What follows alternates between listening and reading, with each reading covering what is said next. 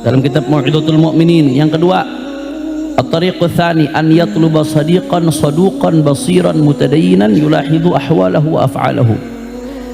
Ya, cari teman yang baik dan tulus. Itu yang kedua. Cara kita mengetahui aib kekurangan diri kita, cari teman yang baik, yang tulus, yang betul-betul berpegang teguh dengan agama. Kalau ada teman yang seperti itu, pegang teguh. Addu 'alaiha bin nawajid. Gigit pakai gigi geraham. Maksudnya apa? Jangan dilepaskan kalau ketemu teman seperti itu. Kenapa? Karena teman seperti itu yang negor kalau kita salah, itu justru yang membawa kepada keselamatan. Jangan nyari teman yang ngeiyain aja apa yang kita kerjain. Semua yang kita mau diiyain. Mau ke tempat baik diiyain, ya bagus. Tapi begitu mau ke tempat maksiat, iya juga. Mau ke majelis, iya. Mau diajak ke diskotik, iya juga. Jangan nyari teman yang begitu. Asyik nih, yang iyain aja tuh asyik, kelihatannya asyik padahal enggak, tuh justru penyakit. Karena maksiat nih ibarat kita mau jatuh ke jurang. Teman yang baik kalau kita mau jatuh ke jurang, kira-kira ditarik atau dibiarkan? Ditarik. Kalau ada teman kita mau ke tempat maksiat, diiyain atau bahkan malah didukung, disupport, itu seperti ada teman yang ngelihat kita mau jatuh ke jurang malah dijorokin. Dan dia ikut masuk, ikut nyebur juga berarti ke jurang, saudara. Assalamualaikum warahmatullahi wabarakatuh. Alhamdulillah wassalatu wassalamu ala rasulillah Sayyidina Muhammad ibn Abdullah wa ala alihi wa sahbihi wa man walah. Subhanaka la ilma lana illa ma 'allamtana innaka antal alimul hakim. Rabbi shrah li sadri wa yassir li amri wa ahlul 'uqdatam min lisani yafqahu qawli. وسدد لساني واهدي قلبي بحق النبي صلى الله عليه وسلم والآل والصحب أما بعد إلى حضرة النبي محمد صلى الله عليه وسلم ثم إلى جميع الصحابة والقرابة والتابعين وتابع التابعين لهم بإحسان إلى يوم الدين، خصوصا صاحب الكتاب الإمام ابن عطاء الله السكندري وأصوله وفروعهم وجميع ساداتنا الصوفية وسادتنا الأبي علوي أن الله يتغشاهم بالرحمة والمغفرة ويدخلهم الجنة برحمته. وإلى حضرة النبي محمد صلى الله عليه وسلم سر الفاتحة. بسم الله الرحمن الرحيم. الحمد لله الرحمن الرحيم مالك يوم الدين إياك نعبد وإياك نستعين اهدنا الصراط المستقيم صراط الذين أنعمت عليهم غير المغضوب عليهم ولا الضالين. قال المصنف رحمه الله تعالى ونفعنا به وبعلومه في الدارين آمين. إذا قيل لك من المؤمن فقل الذي اطلع على عيب نفسه ولم ينسب أحدا من العباد إلى عيب. وإذا قيل لك من المخذول فقل الذي ينسب العباد إلى العيب ويبرئ نفسه منه. ومما تمادى عليه أهل الزمان مباسطتهم ومؤانستهم للعاصين، ولو أنهم عبسوا في وجوههم لكان ذلك زاجرا لهم عن المعصية. ولو فتح لك باب الكمال لما رجعت إلى الرذائل أرأيت من فتح له باب القصر هل يرجع إلى المزابل؟ ولو فتح لك باب الأنس بينك وبينهما طلبت من تأنس به.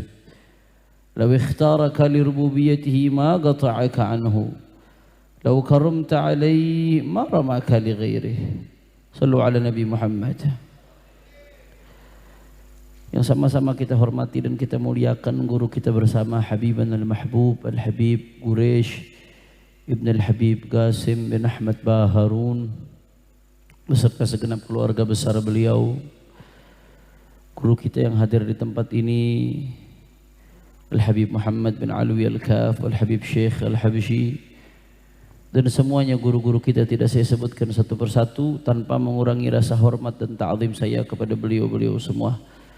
Kita doakan mudah-mudahan guru-guru kita, para masyayikh kita, para ulama kita, Allah panjangkan umurnya, Allah sehatkan badannya, Allah jaga zahir batinnya, Allah menangkan perjuangannya.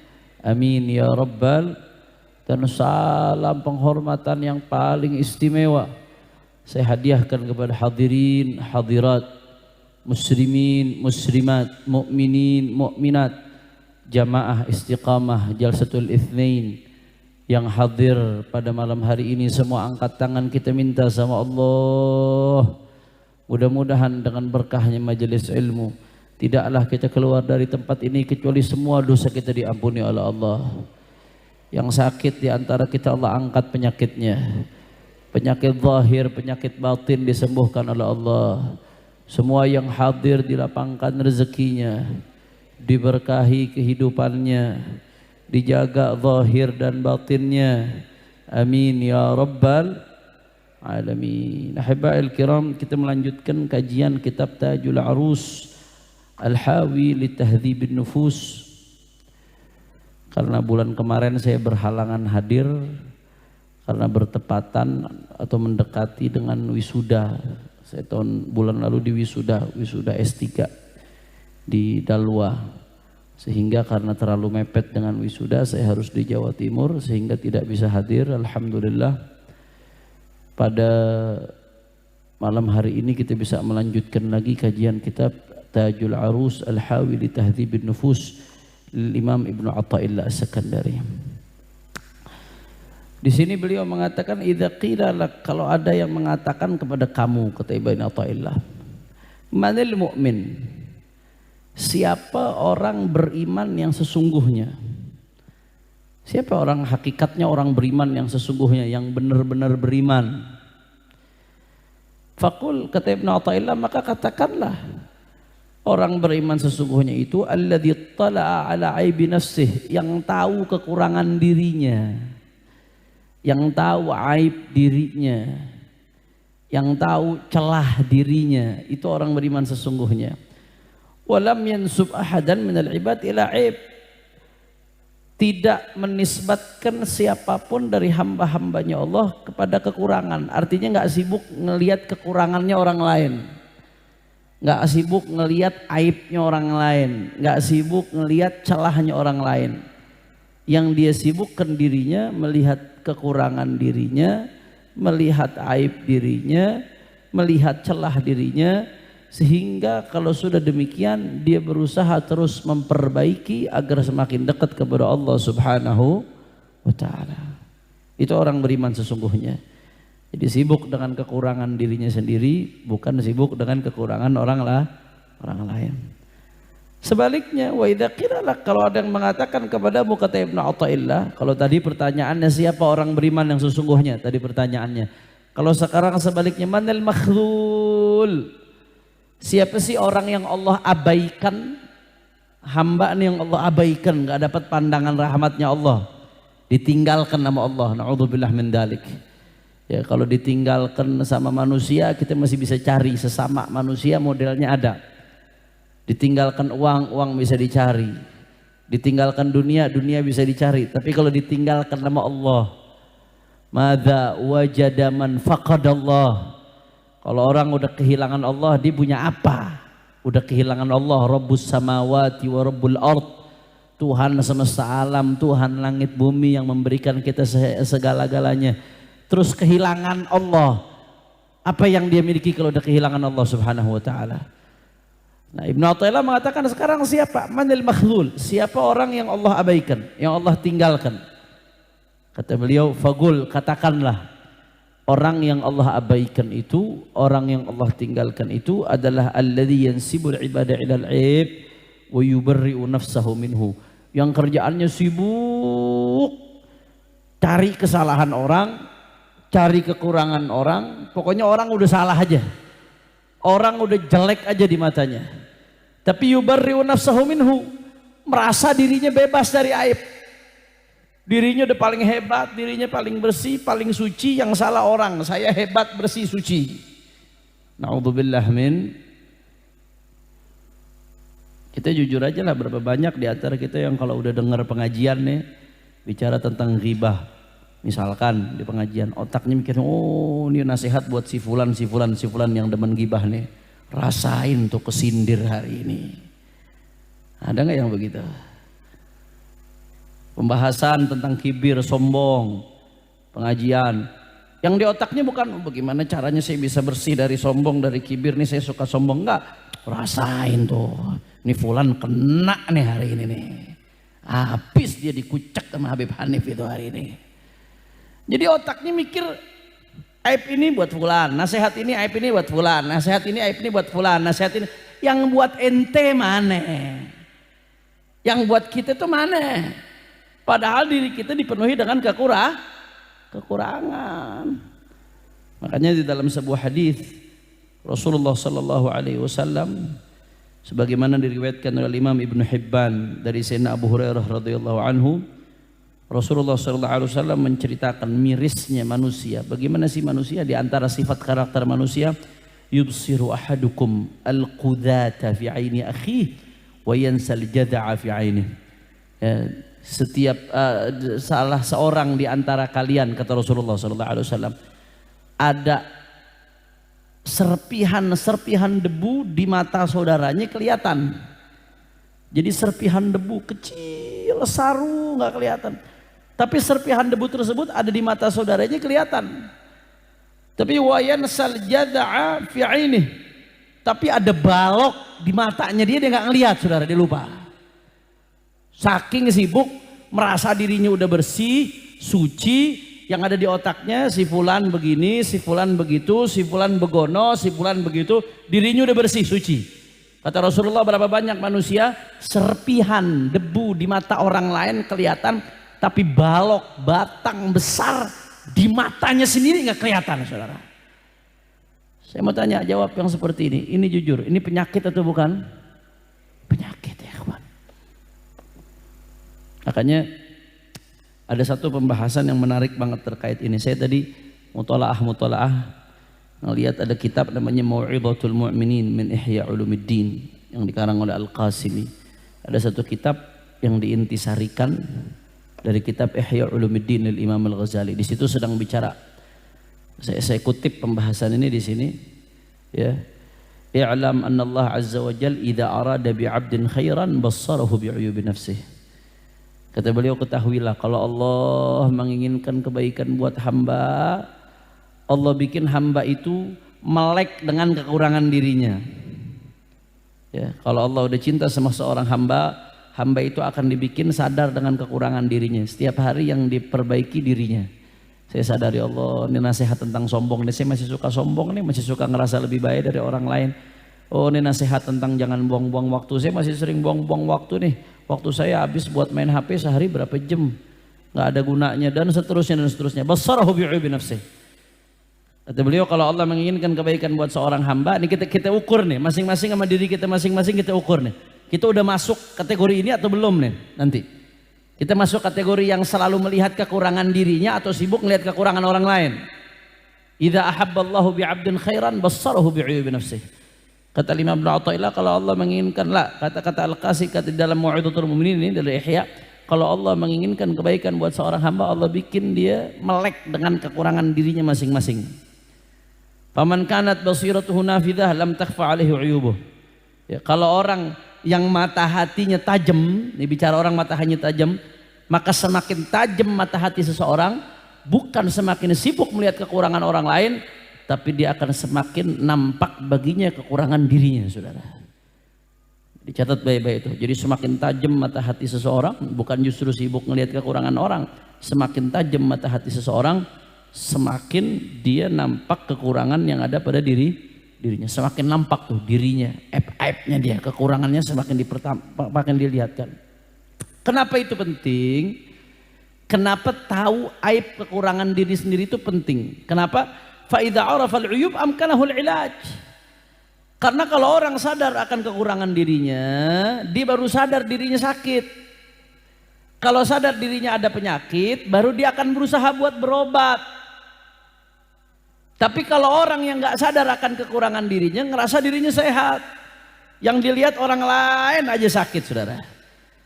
Kalau udah ngerasa dirinya sehat, nggak ada penyakit, padahal dirinya dipenuhi dengan penyakit yang menggerogoti keimanannya, akhirnya nggak berusaha berobat. Kalau nggak berusaha berobat, lama-lama itu penyakit menggerogoti dia. Naudzubillah min dzalik, sampai su'ul khatimah, saudara. Naudzubillah min. Makanya di sini penting. Ini kita ngaji, salah satu tujuan kita ngaji supaya apa? Supaya kita sadar kekurangan diri kita. Tujuan kita ngaji itu salah satunya itu. supaya kita sadar kekurangan diri kita sehingga kita perbaiki. Sebab saya sering katakan kalau penyakit badan separah-parahnya paling meninggal, mati, selesai habis itu. Orang yang udah meninggal selesai dari penyakit badannya. Tapi kalau penyakit hati dipiara, dibiarkan kekurangan batin pada diri kita, nggak selesai dengan mati ya ikhwan. Itu bisa membahayakan dia di kuburnya, membahayakan dia di akhiratnya. Na'udzubillah min. Makanya kita perlu tahu bagaimana sih Beb cara, ini kita pengen belajar nih malam, bagaimana cara supaya kita melek mubassar, melek akan kekurangan diri kita sehingga kita bisa berobat. Di sini dalam Mau'izatul Mu'minin disebutkan ada 4 caranya. Ada berapa? Dicatat baik-baik ini. Caranya ada 4 supaya kita sadar kekurangan diri kita. Saya salut Habib Muhammad bin Alwi ini luar biasa. Beliau lebih berilmu dari saya, lebih tua dari saya, tapi saya ngajar tawadhu'nya beliau nyatet. Masya Allah, itu beliau megang HP nyatet dari tadi tuh. Jangan ente pikir beliau megang HP main game. Habib Muhammad bin Alwi nyatet dari tadi. Ini teguran buat saya. Beliau sedang menunjukkan akhlaknya. Meskipun lebih berilmu dari saya, lebih alim dari saya, tapi nyatet apa yang saya sampaikan. Saudara, mudah-mudahan kita dapat bermanfaat dari ilmunya beliau, dari ilmunya Habib Syekh, dari ilmu guru-guru kita insyaallah. Amin. Ada berapa tadi caranya? Ada 4, dicatat baik-baik. Ada 4 cara kata ulama supaya kita tahu kekurangan diri kita. Yang pertama, at-tariqul awwal an yajlisa baina yaday syaikhin basirin bi'uyubin nafs muttali'in ala khafayal afat wa yattabi'u isharatahu fi mujahadatih. Cara yang pertama yang paling ampuh, ya, dia harus duduk bersama guru, di bawah bimbingan guru yang betul-betul mengerti penyakit jiwa, tahu tuh seluk beluknya penyakit hati, tahu seluk beluknya kekurangan seorang hamba. Kalau duduk sama guru, gurunya bakal tuntun, gurunya yang bakal nasehatin dia. Itu salah satu cara paling ampuh buat kita tahu kekurangan diri kita dan untuk memperbaiki kekurangan tersebut. Itu fungsinya saudara. Nah, makanya kalau kita berguru, ini mohon maaf ya, ini penyakit murid zaman sekarang. Pengennya nyari guru cuma yang ngomongnya enak-enak doang ke dia. Begitu diketusin dikit sama gurunya, dikerasin dikit, kabur. Nggak mau ngaji lagi, nggak asik nih Habib nih udah. Repot nih, ribet ngatur-ngatur saya. Nggak asik banget, masa begitu doang dilarang. Giliran bikin statusnya mana. Statusnya doang, ditegur ngambek. Apa gunanya guru kalau ente ditegur ngambek? Apa gunanya murabbi? Begitu kamu dikasih obat, ini ibarat koreng nih, nasihat dari guru kamu tuh walaupun pahit, ibarat kamu punya koreng, tahu koreng, luka. Luka itu kalau dikasih obat, saya mau tanya, perih atau tidak? Perih. Itu nasihat dari guru kamu. Kadang-kadang memang ya bikin kita sakit dengernya. Kadang-kadang nggak sesuai ekspektasi kita. Kadang-kadang nggak sesuai keinginan kita. Kadang-kadang nggak sesuai dengan yang kita harapkan. Bahkan kadang-kadang bikin kita pegel. Tapi ya obatnya memang begitu. Obat itu pahit, tapi bikin sembuh. Kalau manis-manis terus, ujung-ujungnya diabetes. Jelas atau tidak? Jadi jangan, mohon maaf, jangan jadi murid yang cengeng. Kalau memang sudah nganggap itu murabbi, nganggap itu guru, dia memberikan apa arahan, pahit terkadang. Tapi kalau pahit itu jadi obat, ya makan. Jangan cuma pengen nerima yang manis-manis doang. Ente sedang berobat atau lagi jajan permen. Kalau jajan permen yang manis-manis doang, berarti kamu bukan sedang berobat. Tapi kalau lagi berobat ya harus siap nerima yang pahit. Makanya kita kalau belajar sama syekh murabbi ini nggak gampang ya ikhwan, nggak gampang, nggak sesederhana itu. Saya ingat ya, sama guru saya Abu Ya Habib Zain bin Hasan Baharun, hafizahullah taala ora'ah, sepupu dari Sayyidil Habib Quraisy. Jadi memang keluarga Baharun ini punya jasa besar terhadap diri saya. Sampai hari kiamat saudara. Saya ingat banget waktu itu tahadutsan bin ni'mah, saya ingat saya waktu itu juara nasional pidato bahasa Arab antar pesantren se-Indonesia. Jadi waktu itu nama eventnya Pospenas. Pospenas itu event resmi dari negara, diadakan Kementerian Agama, di antara cabangnya pidato. Waktu itu saya mewakili Jawa Timur, jadi tingkat Pasuruan menang, mewakili Pasuruan, tingkat Jawa Timur menang, mewakili Jawa Timur di tingkat nasional. Di nasional waktu itu lomba pidato bahasa Arab menang juara 1. Nah, yang saya pengen garis bawahi, begitu saya juara, semua orang di sekeliling saya muji. Wah bagus, keren, ajib, wah. Semua muji, semua omongannya enak. Saya ketemu teman saya, semua omongannya enak, nyanjung. Begitu saya ketemu Syekhi Abu Yahya Habib Zain, apa omongan beliau? Saya berharap dipuji nih. Wah hebat, ente hebat, ane bangga. Enggak, jawaban dia apa? Aslihin niyah, lurusin niat, istagim, istiqomah, jangan sampai niat ente rusak. Shallu ala Nabi Muhammad. Pahit saya sekarang, ya Allah kok begini banget ya komentarnya ya. Dipuji kek, disanjung kek, juara nasional, bukan kaleng-kaleng bro. Sombong dikit, sombong untuk sombong kan. Beliau tahu tuh ada penyakit sombong di hati saya. Beliau nggak ngasih gula, dikasih obat nih. Orang udah pada ngasih gula, aneh kasih obat penetral. Saat itu mungkin saya mikir, kok gini amat ya.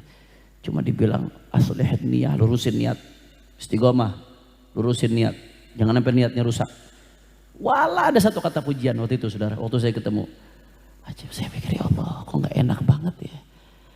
Begitu bertambah usia saya, bahkan setelah saya lulus, saya benar-benar baru sadar ya Allah.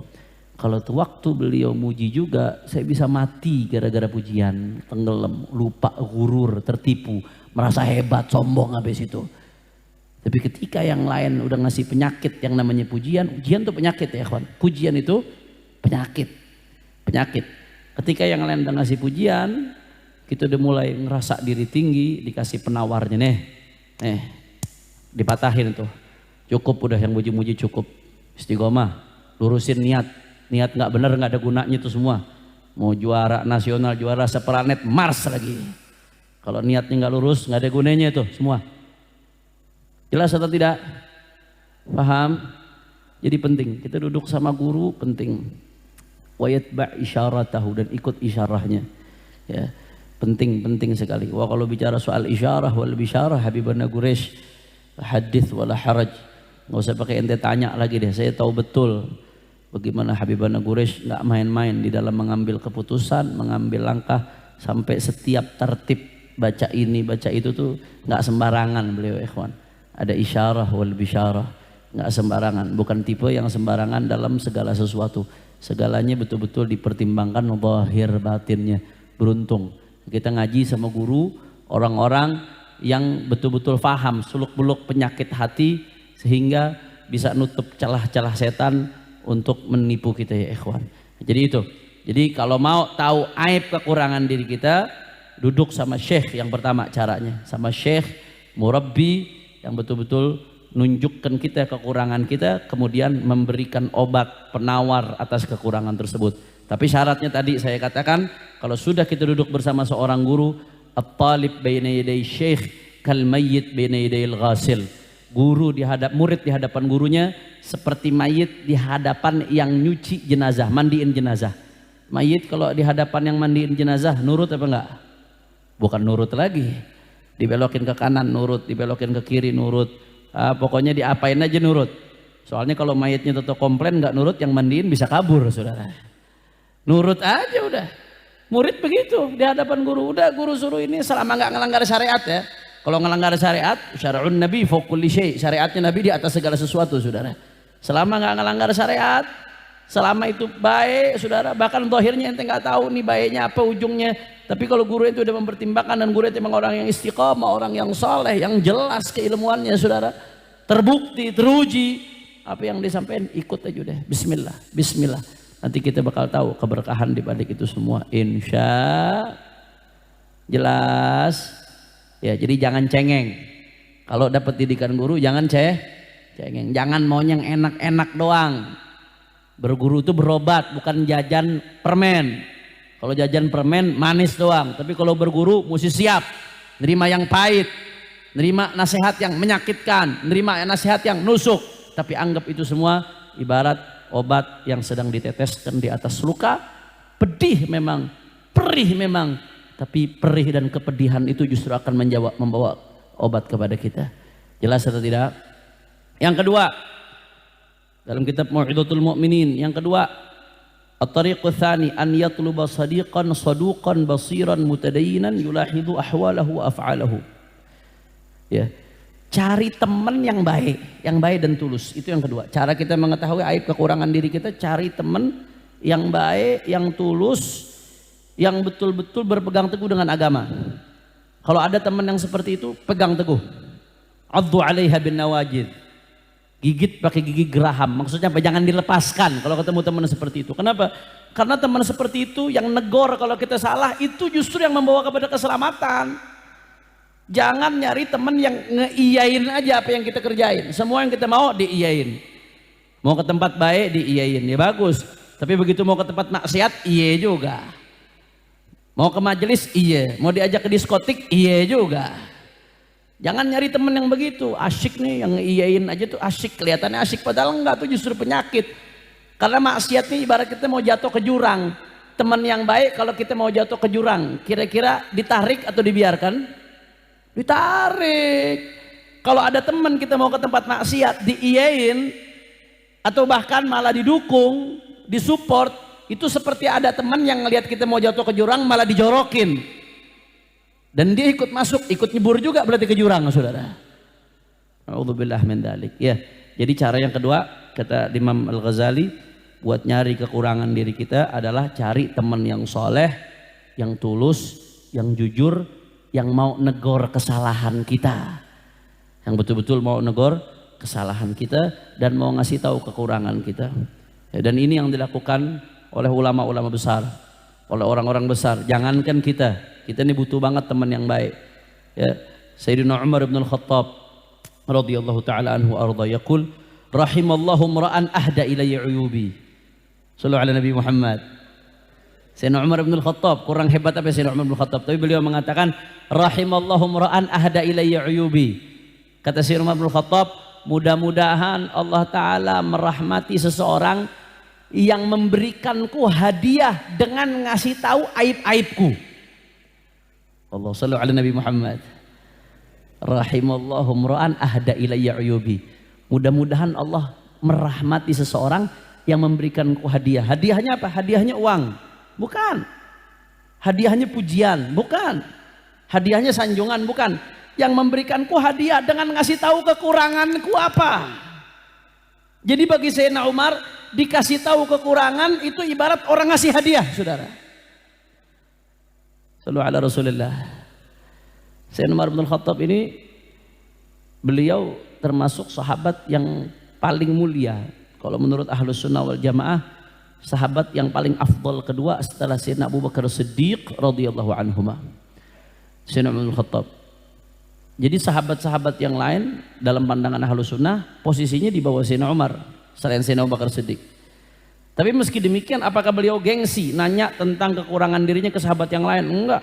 Sayyidina Umar itu kalau ketemu Sayyidina Hudzaifah ibn Yaman, Sayyidina Hudzaifah ibn Yaman ini termasuk sahabat Nabi yang banyak megang rahasia dari Rasulullah sallallahu alaihi wasallam. Bahkan Sayyidina Hudzaifah ibn Yaman itu tahu mana yang orang-orang munafik, mana yang bukan. Sayyidina Hudzaifah ibn Yaman tahu.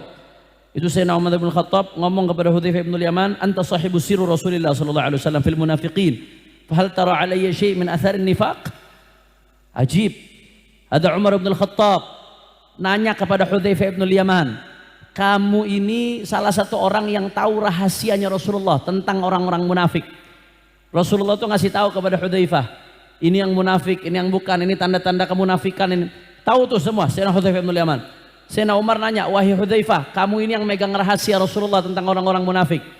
Apakah kamu melihat pada diriku sesuatu daripada tanda-tanda kemunafikan?" Allah. Yang nanya Sayyidina Umar bin Khattab. Beliau lebih afdal dari Hudzaifah bin Yaman. Tapi enggak malu nanya kepada Hudzaifah bin Yaman, apakah ada kekurangan pada dirinya, saudara. Sallu ala Nabi Muhammad. Allah. Allah, seneng, bahkan seneng kalau ada orang yang ngasih tahu kekurangannya. Kalau kita kan enggak, sebaliknya. Kata ulama kita sebaliknya. Kalau kita enggak, makin orang ngasih tahu kekurangan kita makin kesel sama dia. Ya, orang makin ngasih tahu kekurangan, kita makin kesel sama dia. Cerewet loh, lu ngeliat gue udah jelek aja bawaannya loh. Kalau orang Betawi ngomongnya begitu. Emang gue nggak ada bagus-bagusnya di mata lo?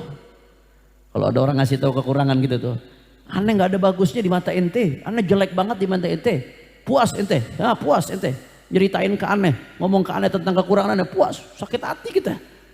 Makin orang ngasih tahu kekurangan kita, jujur dah, kita kalau ada orang ngasih tahu kekurangan kita ke diri kita, kesel apa enggak? Kesel, jujur aja kesel, jangan pura-pura. Kesel kita, itu kita.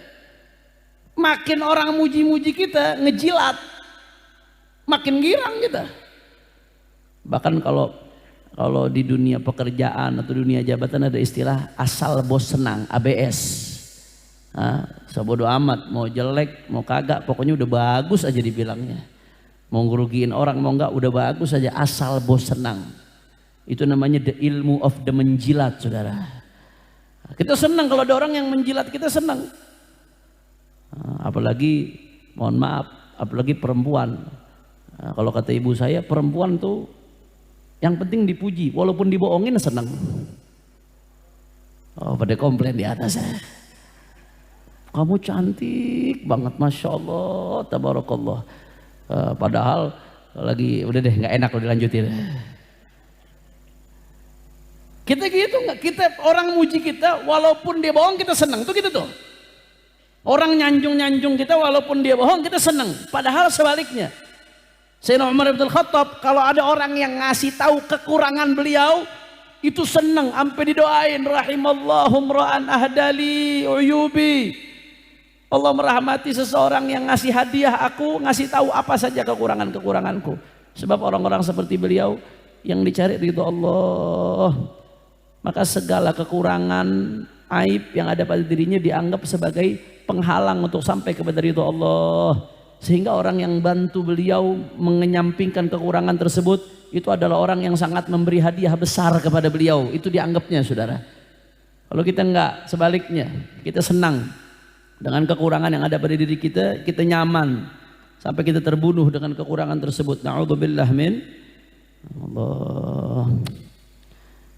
Ada orang nasihatin kita, kamu jangan begini. Ente gak usah pakai nasihatin aneh. Ente lebih parah dari aneh. Ente begini. Nah, begitu akhirnya, saudara.